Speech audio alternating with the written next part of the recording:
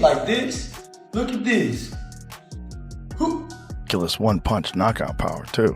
He's just such an interesting fighter because his style is so different from everybody else. He's so conservative in the early rounds, throws so few punches, and he lets you work. He lets you work, and you're backing up, and you're always afraid of that power, and he's just moving in, trying to find that opening where he just gets in there on you. And you could almost imagine Joe Rogan do. What truly surprised people wasn't just the number on the scale. It was the visual impact when Ryan Garcia walked in, looking clearly bigger and stronger than before. The added size was obvious. This wasn't subtle change, immediately shifted. How people viewed the fight. You could almost picture Joe Rogan doing a double take and saying, wait, that's Ryan at 147. Yeah, it's not fair. He might have one of the fastest left hooks I've ever seen. All right, haters, come through. I got you. What they say?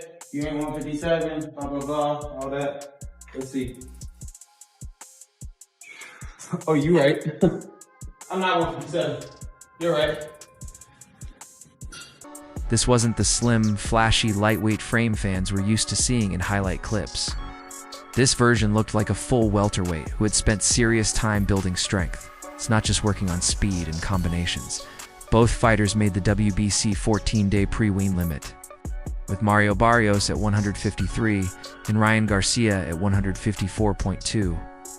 On paper, those numbers quietly showed discipline. He might miss weight again. So according to the WBC, Barrios weighs in at 153 and Garcia at 154.2, and both of them have a week to lose 7 pounds give or take. Now folks, even though weight draining and rehydrating after isn't really new, the concern is more on the fact that Garcia, who previously missed weight when he in preparation.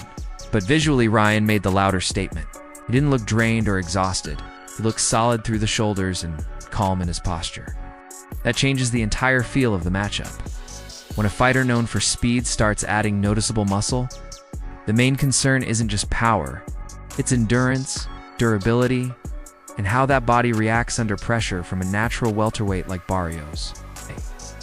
Barrios hitting 153 looks standard for his division, but Ryan coming in at 154.2 without looking tight. Press conference, 1 p.m. For sure. I mean, it's right up there with everybody, all the great left hookers of the past. But the crazy thing is, like, bro, he don't even bring it out. He just goes from right here. Right there, Pa! whip, like a whip. And just, guys. It has so much power from short distance, just nothing. Just Tight or depleted suggests a training. Camp focused on physical development, not just redemption talk. It immediately changes the visual psychology of the fight. Instead of seeing a smaller, flashy challenger moving up, you now see a fighter who physically belongs.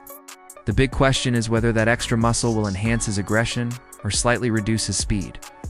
That's what everyone will be watching. On fight night, as the focus stayed on Ryan's transformation and discipline. Henry Garcia stepped forward sounding Focused. I'm focused. I have a different type of passion. Like I'm ready to hurt somebody. But supposedly I'm mentally ill. What is going on with you? Like, that doesn't make no sense.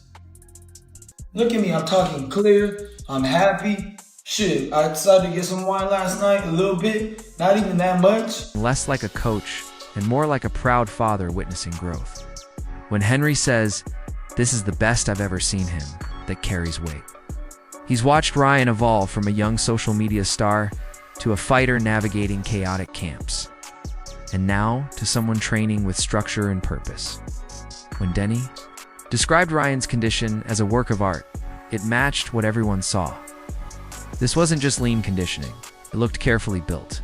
Then Henry mentioned 33 rounds of sparring after 3 hours of strength and conditioning, followed by 5 miles of running and hill sprints. That's not influencer-style preparation. It's traditional grind-heavy boxing work. Henry also acknowledged, I just gotta focus on me. That's it. Focus on me, tightening up my skills, my craft, my game plan. Whatever they got, you know. It don't really matter. Once you're in there, you know, whoever comes sharper that day wins. Yeah. What would it mean to you and Danu, to your dad? It'll mean everything, man. It's gonna be an emotional moment when it happens, and we are excited. Barrios as a strong opponent, but emphasized that Ryan's mindset is the real threat. He hinted that the mental shift is the true weapon. Henry brushed off the Joe Goosen discussion calmly, saying it is what it is and offers no special advantage. On the surface, that sounds relaxed. Underneath, it feels like quiet confidence.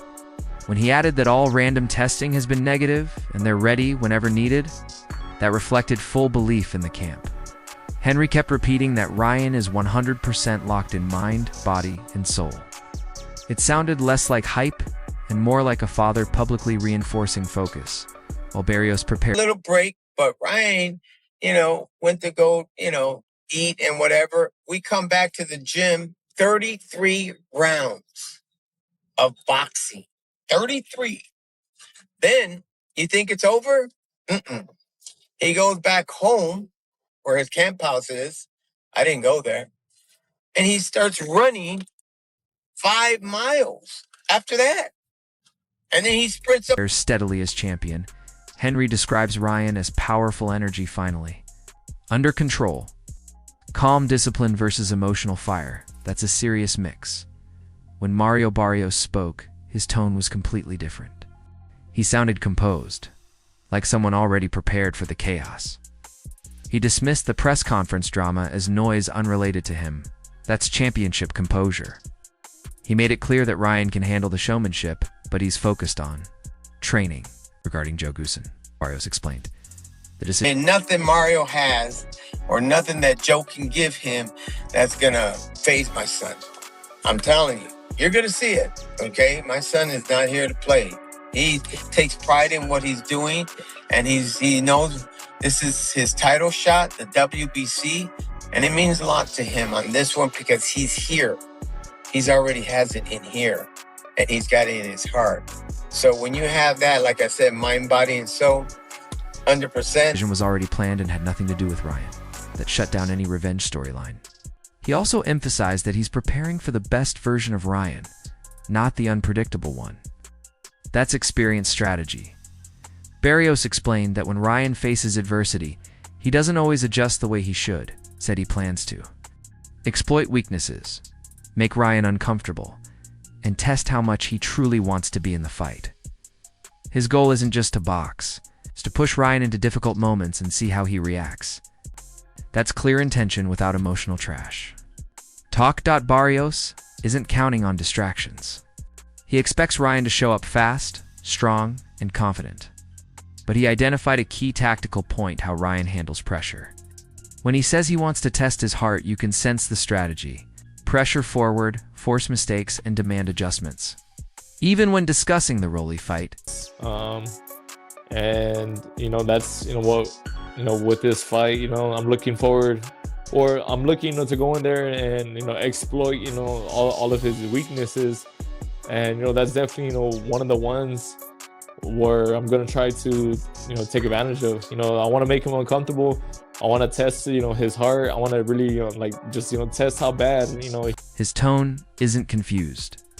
It's analytical. Keeps reminding everyone that he's champion for a reason and wants a strong title defense. Ryan is chasing redemption. Barrios is defending his identity. That creates a serious stylistic clash. Robert Garcia's comments added another layer. When he said he would choose a heavyweight challenge without hesitation, it showed a coach who values growth through pressure. He carefully avoided certain names like Errol Spence Jr., Devin Haney, and Brian Norman Jr., acknowledging the realities. A gym where you're gonna have competition, where you're gonna have fighters that want to kick your ass. That's the kind of competition that makes you better. That's why you just seen Duarte's fucking sparring session. We got 2 guys that want to beat him up, and that's what makes him even better. We got kids that want to beat up on Bam. We got kids that want to beat up on Virgil, and that's what makes them better. Because in my gym, everybody wants to be better than the other. Because that's one thing. That's the advice I always give them. You want to be the best in the gym. You guys are all teammates. You guys are all friends. Of gym politics and future matchups. That's behind-the-scenes truth. When he mentioned that Haney needs sparring partners who truly push him, it reflected a philosophy. Competition builds strength. That idea connects directly to this fight. Environments shape fighters. Now it's your turn. What do you think about this matchup? Does Ryan's physical transformation change your view? Or does Barrios' calm confidence stand out more? Drop your thoughts in the comments. Let's debate it properly. And don't forget to like, share, and subscribe to Bloodline Boxing. See you in the next one.